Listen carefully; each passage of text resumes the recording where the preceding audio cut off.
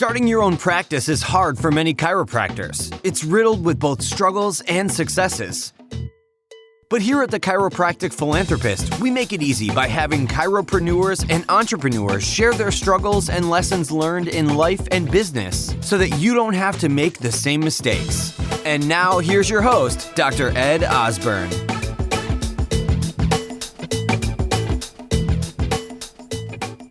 How amazing would it be if you could practice because you want to, not because you have to? Learn how to improve your cash flow and increase your passive income now. Go to moneyripples.com or find their podcast, The Chris Miles Money Show, to learn more. All right, TCB listeners, I have an incredible guest today, and that is actually Dr. Elise Rigney. Dr. Elise, how you doing? Great. Thanks for having me. Yeah, absolutely. I had the opportunity to, we kind of talked a little bit when we were at Mile High, but didn't really. Yep. Yeah, we were like, we should do an interview together. It was like the after party. And I was like, what? You're here? Hey.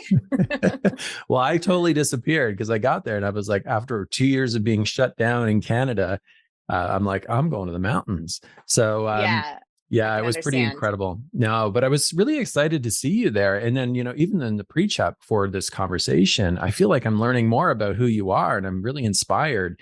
So for docs who don't know who you are, tell us a little bit about Dr. Elise. Sure. Well, I'm a chiropractor and I am in Fort Collins, Colorado. Have 2 offices out here. I'm a mom. I'm married. I have 3 little kids, 2-year-old, 4-year-old, 7-year-old. And I'm really into entrepreneurism overall. I would say I've gotten my offices to the place where they really can function without me. It's kind of funny. My husband and I were just talking the other day and I was like, we could just move somewhere else for a year and do the whole unschooling thing and stuff. And he's like, yeah, we could. And I'm like, it's kind of cool to have that, possibility if we wanted to, but I just love getting involved in all different sorts of businessy things. I guess you could say angel investing, real estate, startup investing, that sort of stuff too. So yeah, just kind of all over the place as far as what I dip my interest into, but super involved in my community at the same time. So I was Mrs. Fort Collins 2022. It was actually 2021 to 2022. So I just finished the title, but competed in Mrs. Colorado this year and just love speaking and honestly just relationships. That's my big thing is people and relationships and learning more about people and just living a good life, by those connections too. Well, I mean, I'm so inspired though, because mom, kids, entrepreneur, multiple businesses, speaking gigs. I mean, I don't it's how I don't even would you call it a beauty pageant? There's not even what that. I know. Pageants. But how do you do all this stuff? How is that even possible? I'm tired just thinking about it. Some of it, I'm an extrovert. So I really do love being out and about. So for me, staying home makes me a little stir crazy. And so that's something I'm actually working on. I'm what am I I've done a lot of inner child work and shadow work and trigger work and all that sort of stuff. And I'm I definitely like to stay busy because I had a childhood where being at home was not a good thing. It was, it was better to escape the home. Right. So as an adult, that's very natural for me to just be okay, what else can I do? What's next? And I noticed, I just like to be out and about and with people. So I think for me, I fill up from being around people where other people get depleted.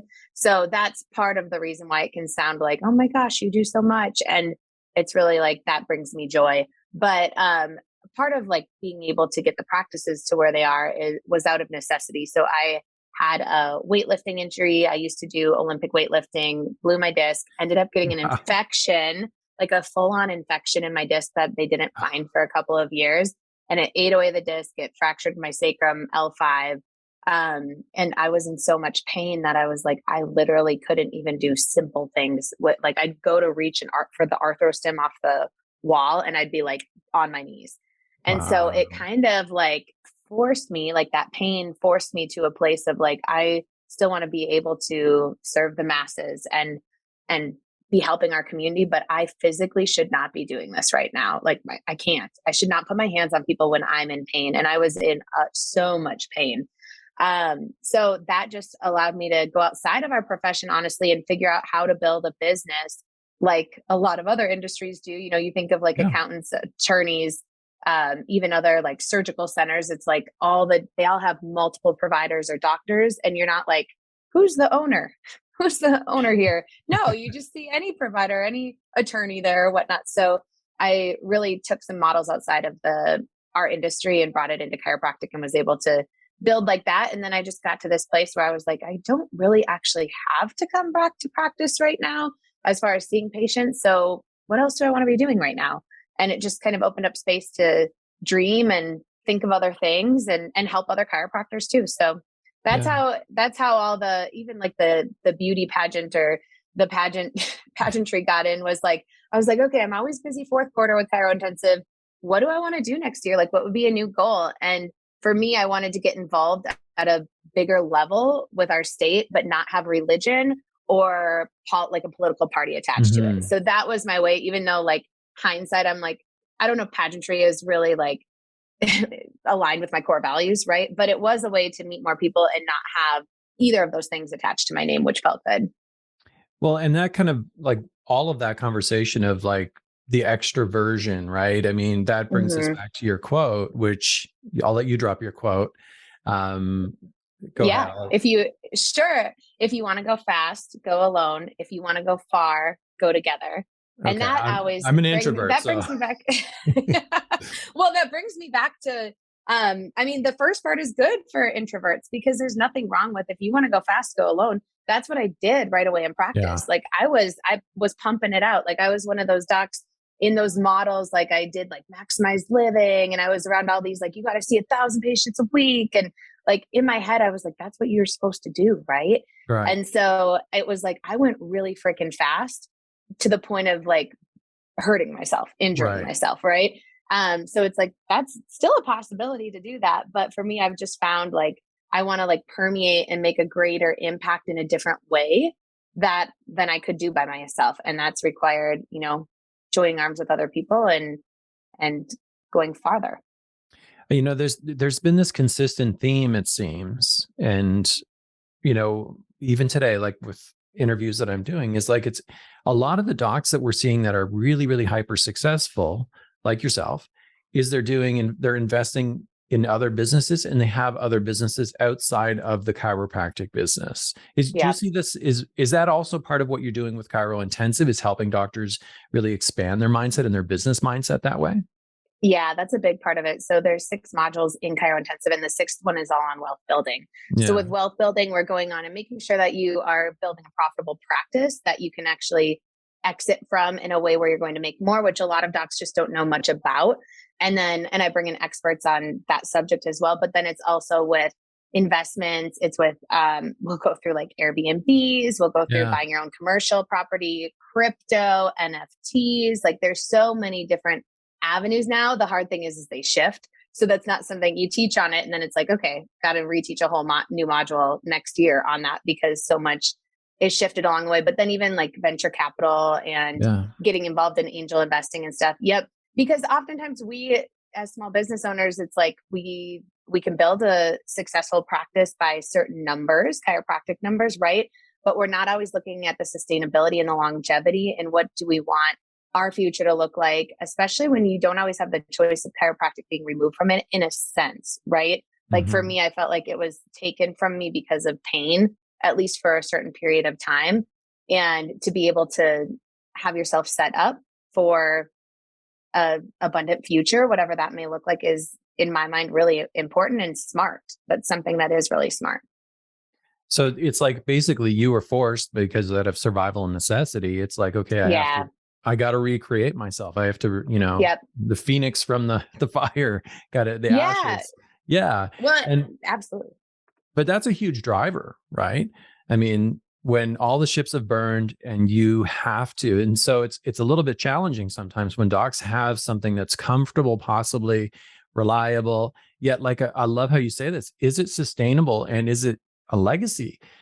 Building a business and financial wealth is completely necessary for doctors, and they should be wildly wealthy and successful. Don't you agree? Yeah. Absolutely. Yeah. And I even think like setting your family up for that generational wealth too is incredibly important. But when you look at like your lines of income, if it's all coming from one resource, that can be setting yourself up for like a feast or famine essentially. And so I think it's just smart to look at other avenues that still align with your core values. They can still all be related to chiropractic, but and then also, yeah, that legacy piece, like for me, a big part of that is bringing on other doctors in our office that I can mentor and get rid of that chiropractors eat their young model and be able to, you know, really train them and pour into them the skills that I have learned over the years and give back in that way too. And even I opened up a second practice last year with my doctor who had been with me for 7 years.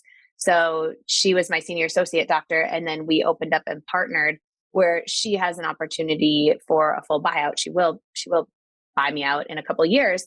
And that was a way to help chiropractors who were coming out of school with so much debt that oftentimes, even if chiropractors were capable to open up their own practice, it's challenging from the financial piece. So I think being able to help chiropractors open up offices that can eventually be their own too is another legacy piece to it all, as well as to be able to give back in that way. How would Seth Godin, Gary Vaynerchuk, and Tim Ferriss create a chiropractic practice? The answer is The Payday Practice, a new book by Dr. Jeff Langmaid and Dr. Jason Deitch. The Payday Practice is the perfect solution for any chiropractic practice looking to generate monthly recurring revenue. This book provides a step-by-step process that is easy to follow and guaranteed to get results. Get your free copy today at thepaydaypractice.com. Don't wait, this offer won't last forever. The Payday Practice, recurring practice revenue the easy way. Head over to thepaydaypractice.com for your free copy now. You know, and one of the biggest challenges I had, well, I'm going to circle back on this, like, is that, so I feel like you're almost redefining what the definition of success in practice actually is for doctors. Because when I was in practice, and now I feel really old saying this, but it was all about volume. Right. It was like my coach, my manager, we 500 this week. Great. What's next? 600. Okay. 600. And there was never end. And it seemed almost exhausting. I know. Well, and that's how I felt, even like to compare it with weightlifting. I was like, okay, what weight is going to be enough? Like I hit this PR and then what? Then you go for the next weight. And it's the same thing with volume, even though there's so much with like profitability and volume that is missed in our industry. Right. But it is this like, when does it stop? When is it a hamster wheel? And for me, it stopped when I totally blew my disc with my coach right there on that lift with a proper lift. You know, the same thing happens in practice too. And then also like, when do you celebrate? When do you have content and appreciation and gratitude for where you're at? When is enough? And when you're an achiever, that's challenging. And that's why sometimes I think I've found going outside of chiropractic and into other industries has allowed me to expand my mindset too with how you look at business as well. Yeah. I don't know about you, because like I don't practice anymore, and I have a very similar story. Many people know my story, but you know, one of the things was that I had the hardest time with was the judgment of other doctors, especially the very philosophically based doctors. And they would judge me and they would go like, hey, well, you're not using your hands. You're not serving. And I feel like, you know, service is what got me in the place where I was, but it was also service that pulled me out. It was like, I wanted to help other people. Right. And I don't think that as chiropractors, we have to sacrifice, like we have to like put ourselves in a state where we're, you know, physically, emotionally stressed, or maybe even financially. Right. So I really love this conversation where we're really redefining what success is for doctors, and also allowing them the grace to go, hey, you know, it's okay if I see 300 a week. And oh my gosh. I build other businesses. Right. Absolutely. Absolutely. Yeah. And I think it's all about your perspective on it too. Right. You know, I MC Mile High, and Mile High has a lot of straight chiropractors who come there. So I totally am like in the zone with these doctors. And what I've finally, because I felt forced out in a way for a certain period of time for a couple of years, I also started to have that other side of things where I saw, oh my gosh, look at the impact I can make within communities across the world by helping owners be able to build their team so that that one owner isn't burnt out and, quite frankly, having mental health issues, suicidal, things that chiropractors aren't always talking about, definitely not publicly. Right. Because we've got egos. But when I can get in and I can say, hey, let's find some harmony in your life. Like, what's going to give back to you? And how can we still give back to our community by training your brilliant skill set? Because a lot of these straight chiropractors are freaking phenomenal in their technique and in the way that they care for practice members. And it's like, but if you die with your music still inside you because you didn't train and take time to mentor other chiropractors, what was that legacy, right? And what was that impact? Was it as great as you wanted it to be? So for me to be able to see that greater picture and take a step back and look at, even if I'm showing up on Zoom with other chiropractors and I don't, or if I'm in my office and training our doctors, that is going to go out and affect thousands, tens of thousands, hundreds of thousands. It's that ripple effect. And just because we can, make an impact in a different way now. So it's all about how you look at it too. But I think when you take ownership and feeling confident with the way that you're helping chiropractors now, but also just helping humanity by helping chiropractors at the level you're at, I think that can kind of fill your cup, where those comments are kind of like, okay, that's your perspective, but you've got your feet on the ground right now and you see what you see in your four walls, where once you're out, you can kind of see things from that bird's eye view sometimes too. Mm-hmm. So it's like almost multi-generational, the effect. Yeah. Like it's not even just like, the ripple effect of helping doctors help other people, but they're helping other generations, creating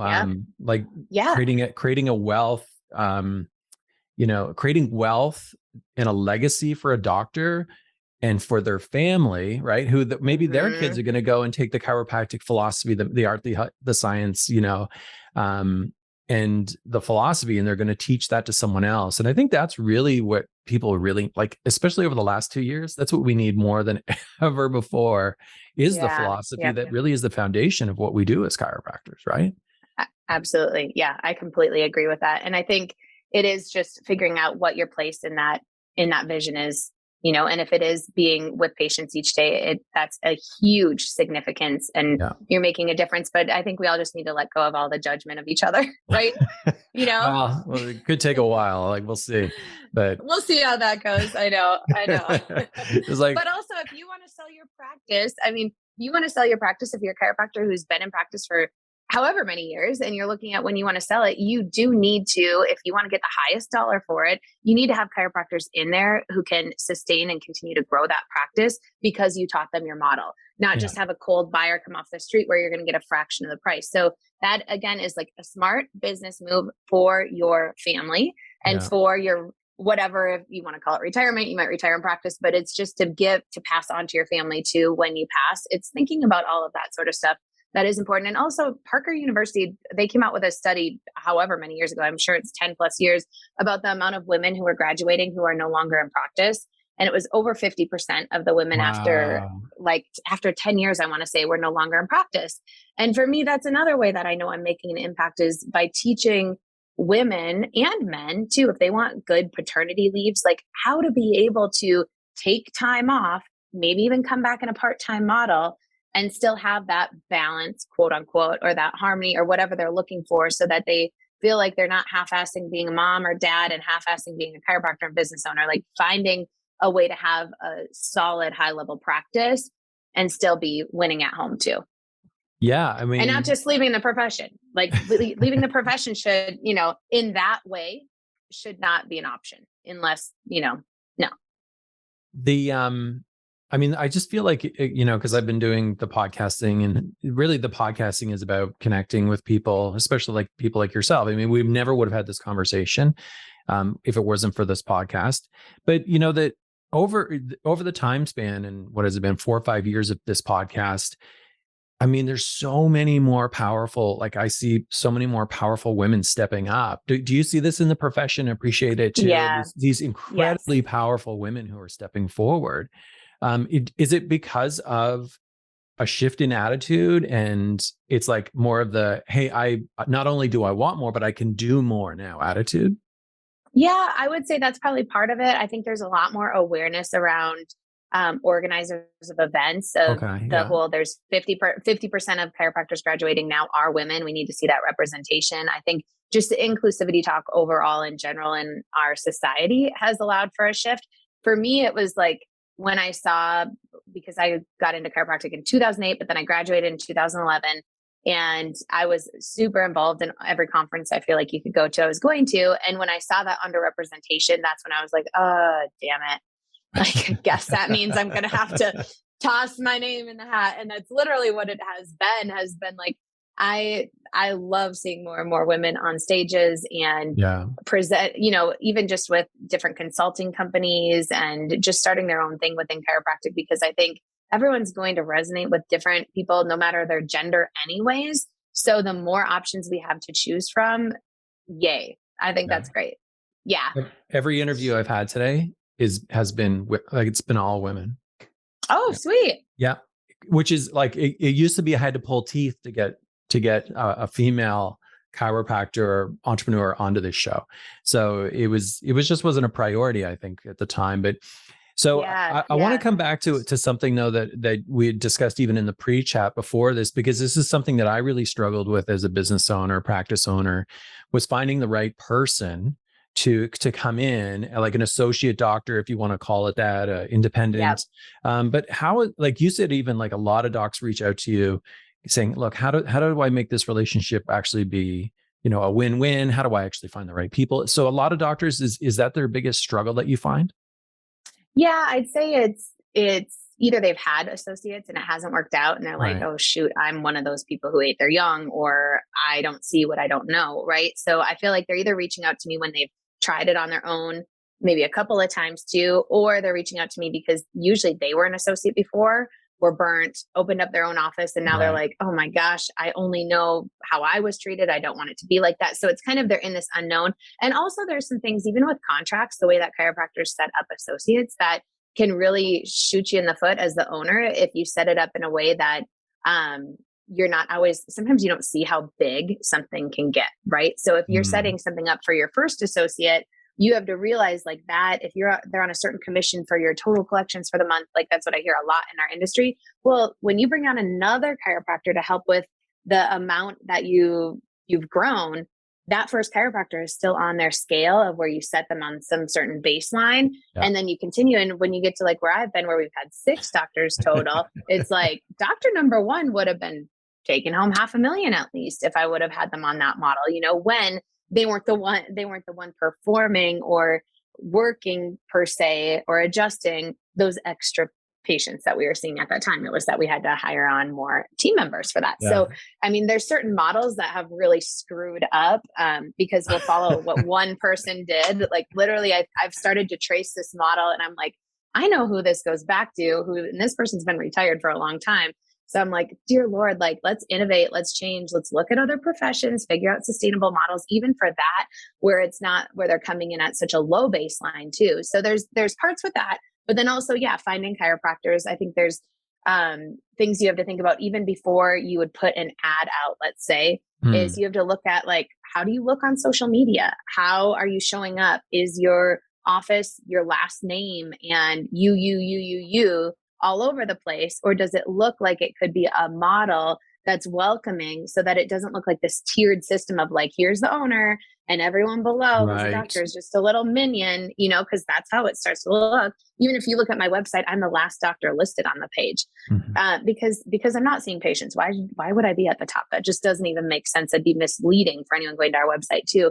But even your social media, a lot of people, I mean, you're huge into social media, but I just read an article that people are choosing their doctor based off of social media now. Isn't that crazy? And like they're medical doctors too. Yeah. So, but that makes sense. I mean, I look up my dentist.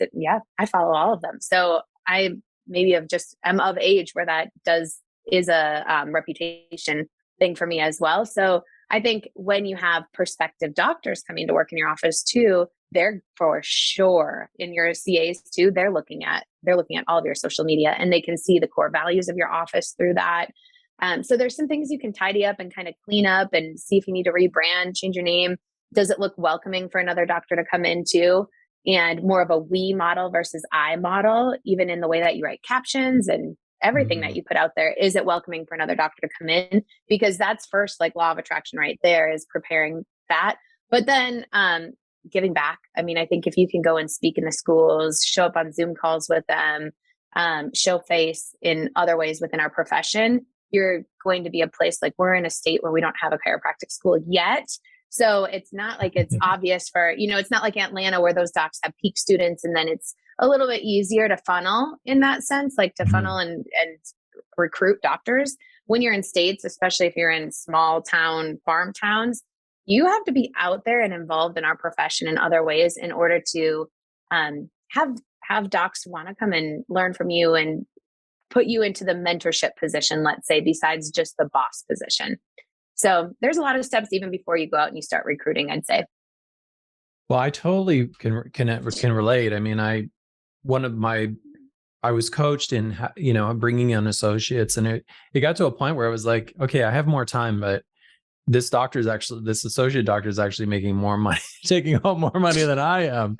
And, that's interesting. Yeah. So it was more like it made me feel like how I felt versus and then I think that's what I'm, it has to be the win-win, right? Absolutely. Because it can show up on both ends, like the resentment on both ends. Because you'll hear, even when you read ads for associates, some of these doctors will say like salary between 60,000 and 120,000. And you're like, okay, so it's 60,000. Like, let's just be honest from the beginning. Yes, you can build up to that. And maybe that's your cap rate or whatever, but that is going to build up resentment for that associate doctor coming in who feels misled too. So yeah, it can happen on both ends. And that's why I started Chiro Intensive, honestly, just to have a model that is a win-win model and where docs want to stay too. I love how you talk about too in your build, like being conscious of your digital real estate, including social media, right? I mean, so made me think, I'm like, for a second, I'm like, I have to think like, how am I showing up on Instagram? But some people like that I show up very authentically. Yeah. And they're not choosing me as a doctor, right? They're choosing me as like someone who's going to help them with their marketing, possibly like their messaging. But I could totally see that, if I saw how, if my doctor was showing up a certain way online, and that it might affect whether I choose them as a doctor or whether I can choose to keep going back. Is that what you're saying? Yeah. Like, yeah. Awesome. Yeah, absolutely. And they can feel the culture too, right? So if I have potential doctors who want to come work here, they'll watch our stories. We're showing up on stories every single day. They'll see like, oh my gosh, look, they all dressed alike this day. That looks so fun. Like, it's just the humanizing, like who you really are. But I think the other thing is when we've got doctors showing up on stage, which you and I both know, a lot of doctors show up on stage, a certain stage presence, and that's not who they are. That is not what it's like. It's like that curtain, like pull the curtain. And when you get to their office and you see what their life is really like, and you see, even sometimes just at seminars, you can see like, oh my gosh, they are, and there's nothing wrong with that. But you get like those rose-colored glasses on when you're a student or a young doctor and you're sitting in the audience, and all of a sudden you're like, oh my gosh, I'd love to go work at this clinic. They've got this huge pediatric practice or whatever it is. And like, you just make up this dream in your head. And then this big letdown can happen when you get there. And I hear that all the time. I have, very often. And so I think that's another thing. Like when I speak to students, I'm like, you got to be aware of like really doing your research, because you are usually moving your life, signing a lease for at least a year. Like you can't come out to my area without signing at least a 1-year lease, maybe moving your family if you have a family too. And if you haven't done your due diligence to really see what is it going to be like living here and being a part of this chiropractic family, then you may be really let down too. So if docs want to learn more about your intensive, as far as I understand it, it's a quarterly. So you do this every 90 days. I do it actually once a year. So just once a year. Quarter. Okay. Yep, okay. Just fourth quarter. And so it's a 90-day business mentorship mastermind. It's for high-level doctors. So we do have an application process to be able to get into the program. But usually I'd say it's for doctors who, it's not for startups, it's not for exit strategy. It's for doctors who are either have associates or are ready to bring on an associate in the next year. That would probably be a good fit. And then also ones, looking to diversify income and wealth building. And if you haven't paid off your student loans, we go through that. We go off how to pay them off, not how to, dodge them. So we'll go through a strategy and spreadsheets and all that there too. So yeah, that's it will be happening again September of 2023. So we've got some time. Oh, so okay, yeah. So they have a year to sign it. I know, ready. Just a year away. A year away, but yeah. Chirointensive.com. Okay. So listeners, you can head over to the chiropracticphilanthropist.com and we'll have a webpage dedicated to our discussion with Dr. Elise today. We'll also have all the links that she's provided. And if you're listening on your mobile, go ahead and open up the show notes and we'll have the links and bio there as well. Doc, I want to put you in the TCP time machine as we kind of wrap up the conversation today. Yeah. So here's what we're going to do. We're going to put you in the time machine. We're going to send you back to a younger version of yourself. Now, this is right after you came out of chiropractic college, 2008, 2011? 11. Okay. Yep. 2011, like yesterday for me, 2011. And what you're going to do is you have all the life experience you have, all the knowledge and wisdom you have today, but you meet that younger self. What would you say to that younger self? Oh my gosh. I would say chiropractic is going to provide a life you could have never dreamed of, but make sure that you prioritize yourself and realize that when you're a better version of yourself, everyone else benefits from that as well. Beautiful. And so do you have a resource, so a book, an app, software, a person, any sort of resource that you think doctors should go out right now, seek, hunt, and consume? That's a great question. I would say if you are, so not to niche down too much, but if you are 7-figure higher business, I would definitely seek out Entrepreneurs Organization, EO. That is a program to expand your mind outside of our industry, I would say, and high level mastermind there.